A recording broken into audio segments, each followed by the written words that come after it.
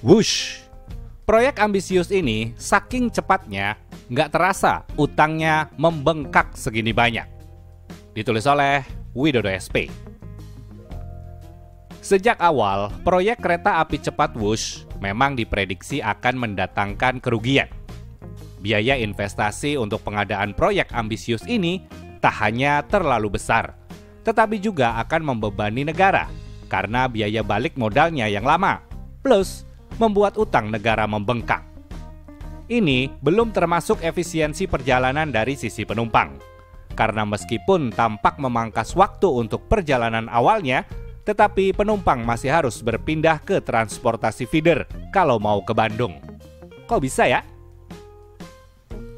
Seperti kita tahu, Wush tidak berhenti di stasiun Bandung, tetapi dari stasiun Halim hanya berhenti di Padalarang atau Tegaluar. Kalau Anda turun di Padalarang mau meneruskan perjalanan ke Bandung, kudu oper KA Feeder dengan rute Padalarang Cimahi Bandung. Memang katanya praktis, tapi tetap ada buru-burunya kalau mau lanjut KA Feeder ini. Mirip dengan rute lanjutan kalau mau ke stasiun Yogyakarta dari Bandara Yogyakarta Internasional, di mana penumpang dari bandara masih harus menumpang KA bandara lagi. Agak ribet kan? Kabar soal meruginya proyek Wush ini ternyata juga berimbas langsung ke PT Wika, yang mau tak mau kudu bersedia menggarap proyek ambisius ini.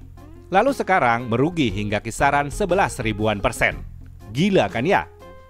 Ya, menurut lansiran pemberitaan laman CNN Indonesia, PT Wijaya Karya Persero Tbk atau Wika menyinggung proyek kereta cepat Wush yang dianggap merugikan perusahaan hingga 7,12 triliun rupiah.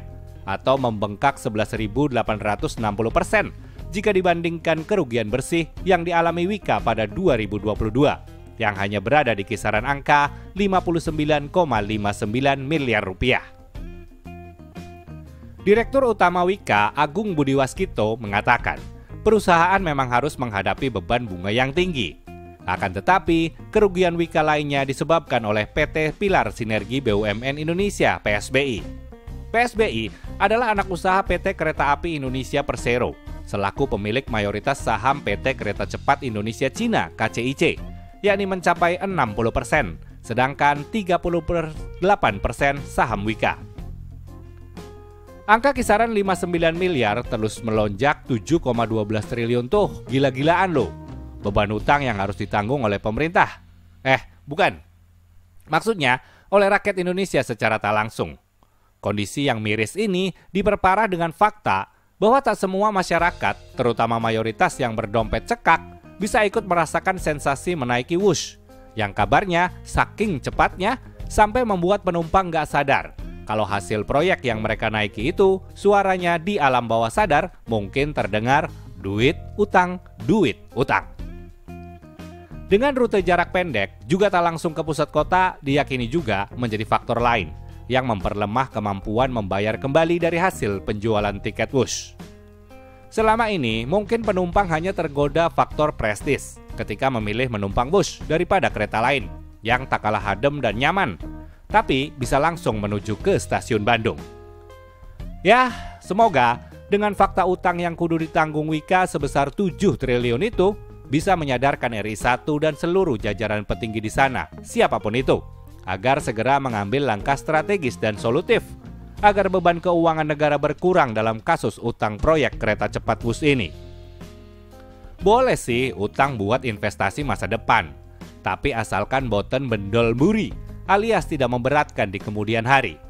Lagi pula, apa asiknya sih bergaya di hadapan negeri jiran tapi hasil utang yang akhirnya bikin rakyat semakin tercekik karena khawatir setelah ini kenaikan pajak akan gila-gilaan juga? Mboh, sakarep mo, Pak. Begitulah kura-kura.